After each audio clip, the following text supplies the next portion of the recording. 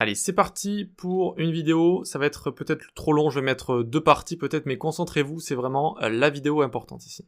On va s'occuper du chrono, on va s'occuper de la mise à jour, etc. Donc pour commencer, j'ai envie juste que lorsque je clique sur ce bouton, ça va toggle working true. Donc ça, c'est assez simple à faire. On a juste à faire const, par exemple, play pause, on va l'appeler comme ça, notre fonction, play pause, ok, et ça va faire quoi? Ça va set working chrono, l'inverse de working chrono. L'inverse de working chrono ici, ok. Ensuite, on va venir là, dans le bouton, et donc dans le premier bouton, je mets un on-click, est égal play pause. Ok, aussi simple que ça. Rien de plus compliqué à expliquer. Si vous voulez, on peut loguer pour voir. Hop, hop. Et donc, true, false, true, false, true, false, true, etc. Ok, aussi simple que ça. Et regardez, l'icône change également. Pour l'animation, c'est juste en CSS avec la pseudo-classe active. Ok, donc ça c'est fait. Maintenant, on va prendre ici Use Effect et Use Reducer. Use Reducer, c'est pas très connu comme hook, mais ça fait partie de React et je vais vous expliquer pourquoi on l'utilise et pourquoi c'est pratique dans ce cas très précis. On commence par Use Effect pour pouvoir lancer notre chrono. Use Effect. Qu'est-ce que ça fait Use Effect? Ça exécute la fonction callback, le premier paramètre, et à la fin du premier affichage du composant. À la fin du premier affichage du composant. Ok? Si vous mettez un tableau vide ici, c'est tout le temps à la fin du premier affichage du composant. S'il y a une var à l'intérieur que vous êtes en train de surveiller, une constante, etc., eh bien ce sera également à chaque fois que ça change, l'élément que vous êtes en train de surveiller. Donc ici, très bien, je vais créer un letID comme ça. Et je vais dire if working chrono. Donc si c'est sur true, si j'appuie sur le bouton. Alors id est égal window.setInterval qui va être appelé toutes les 1 seconde. Et ici, je vais mettre hello timer. Qu'est-ce qui se passe ici? Déjà, pourquoi j'ai écrit letID juste ici? Parce que les set intervals ici retournent leur ID. Chaque intervalle va avoir un ID. Si j'en crée un, il va avoir 1, 2, 2, etc., etc. Ok? Et quand on a un use effect ici, eh bien, quand on supprime un composant, quand on le refait apparaître, supprime, refait apparaître, etc., ça va créer des set intervalles à l'infini comme ça. Et on risque d'avoir ce qu'on appelle des erreurs de mémoire, des memory leaks, des fuites de mémoire en JS, ce qui fait que on ne sait jamais si vous le faites réapparaître 1000 fois, votre composant, à la fin, votre application, elle tournera plus, enfin bien avant je pense, elle tournera plus ou elle sera très très lente, et parce qu'en fait, il y aura plein de set intervalles dans la mémoire qui n'auront pas été nettoyés. Pour nettoyer après un use effect, il faut venir ici et faire un return. Return quoi? Une fonction qu'on appelle une cleanup function. Ok? Une cleanup function. Et cette fonction, qu'est-ce qu'elle va faire? Elle va faire window.clearInterval.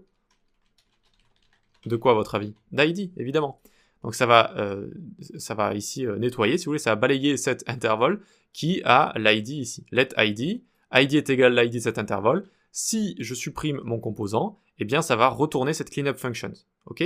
UseEffect est là en fait pour gérer le cycle de vie des composants. Donc à la fin, une fois qu'ils sont créés, mais aussi quand ils vont être détruits, on a envie parfois de faire des choses, remove event listener ou encore clear interval comme ça. Et donc ici, ça nous permet comme ça de nettoyer des intervals. Ok, parfait. Ok, donc maintenant on n'a plus qu'à tester tout ça. Working chrono, on l'avait mis sur true, on le fait passer sur false. De base, c'est sur false.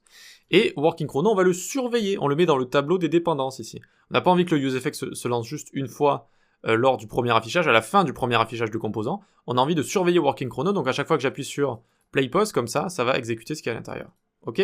Donc j'actualise, j'ouvre la console, j'appuie sur play, et on a hello timer qui apparaît. Tac, tac, tac. Super. On a réussi à mettre en place un timer propre avec React. Une fois qu'on a tout ça, il faut maintenant utiliser notre réduceur. Parce qu'à l'intérieur de ce set intervalle, on pourrait penser qu'on pourrait changer directement le state ici, mais si on le change ici, le state va être changé par rapport à un state ancien à chaque fois. C'est-à-dire que ça va se mettre à jour mon composant, mais vu que je serai dans mon useEffect ici, eh bien on aura seulement accès à l'ancien state, ce qui va créer des bugs d'intervalle comme ça. Donc à l'intérieur de ce set intervalle, j'ai besoin d'appeler quelque chose qui aura accès au state 9 en dehors de ce useEffect. C'est pour ça qu'on a pris notre useReducer. Donc ici on va faire const state et dispatch est égal useReducer et on lui passe ici reducer. Ok? Reducer n'existe pas, on va créer cette fonction. Et donc pour l'instant, on va juste faire fonction reducer comme ça. Ça va prendre state et action. Hop, et on l'a créé juste comme ça. Ok. À quoi ça sert un reducer? C'est une autre façon d'utiliser du state avec React. Et ça ressemble un petit peu à ce qu'on a avec Redux. Dans les prochains projets, on va utiliser Redux pas mal. Et donc, ça va me permettre d'appeler cette fonction en fait, à chaque intervalle ici, je vais appeler dispatch ici, avec un objet à l'intérieur, type, tick, comme ça. Tick, comme le tick-tick, vous savez, d'une intervalle, ok? Donc, à chaque tick, ça va appeler ce réducteur qu'on a juste ici, et ça va update le state, ok? Ça va update le state à chaque fois. Et donc, mon réducteur ici, je n'ai plus qu'à le remplir, je vais faire un switch. En fonction de l'action.type, donc ici, ça va être à chaque fois tick, donc case, tick, comme ça, on l'écrit en majuscule en général, tick, et là, je vais pouvoir faire tout ce que je veux. Je vais pouvoir faire tout ce que je veux à l'intérieur. Donc en fait, vraiment le but de ça, vous voyez qu'on n'utilise même pas de... Là, il y a un state, en fait, c'est un state, un initial state de base qu'on aurait envie de changer, mais on l'utilise même pas. On utilise juste cette fonction dispatch, ok? Et cette fonction dispatch va être utilisée dans le set interval, et elle va faire référence directement à notre réduceur. Quand j'exécute dispatch, en fait, ça exécute le réduceur avec ici un certain type d'action. Ici, le type, c'est tick à chaque fois. Tout le concept autour de ça, c'est d'utiliser une fonction qui est en dehors de mon useEffect et en dehors de cet intervalle qui est juste ici, parce que cet intervalle, il tourne en fait à un moment donné où il a accès au state de base. Mais nous, on a envie d'update tout le temps le state avec un state frais. Donc c'est pour ça qu'on appelle une fonction un réduceur comme ça qui est à l'extérieur. Et donc case tick ici, c'est parti, on va pouvoir faire toute notre logique d'intervalle. On va dire if session time est supérieur ou égal à 0, alors set session time moins 1, alors session time moins 1, je vais peut-être dézoomer un coup parce que sinon on va rien y voir. Hop, voilà, très bien. Donc si session time est supérieur ou égal à 0, alors on fera moins 1 à chaque fois, on va décrémenter, décrémenter, décrémenter au fur et à mesure des ticks, comme ça, ok? Et ensuite on fait else if break time supérieur ou égal à 1, on passera la même chose mais avec break, du coup on passera au break.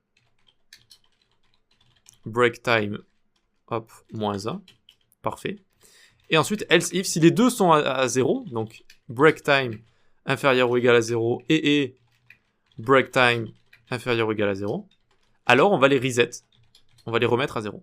Set session time fixed, session time fixed, et set break time fixed.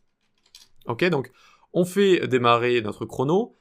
Au début, on a la session qui s'écoule. Hop, on décrémente, on décrémente. Ensuite, une fois que quand on arrive à 0, on verra qu'on arrivera à moins 1, mais je vous l'expliquerai juste après. On passe à break time. Le break time se décrémente, se décrémente, se décrémente. Et quand les deux sont à 0, on les remet, en fait, on les reset comme ça, en leur redonnant la valeur de fixed ici. D'accord? La valeur qui est restée fixée. C'est pour ça que je les ai appelés fixed. Et hop, ça redémarre et ça redémarre à l'infini. Voilà. Donc, bon, on va passer à une prochaine vidéo pour afficher le chrono. Je pense que c'est assez comme ça. Donc, le but ici, c'est un useEffect qui va s'exécuter à chaque fois que working chrono est toggle. Ça va créer un intervalle ici si working chrono est sur true. Et ça va dispatch à chaque fois à mon réduceur ici. Ça va utiliser mon réduceur avec mon useReducer. À chaque fois que je dispatch, en fait, ça exécute la fonction réduceur avec la case tick. Et ça va, en fait, gérer tout ce qui est state ici. Donc, state de mon chrono. Voilà. Aussi simple que ça. Très bien, très bien. Donc, on va pouvoir passer à la suite où on affiche le chrono. C'est parti dans la prochaine vidéo.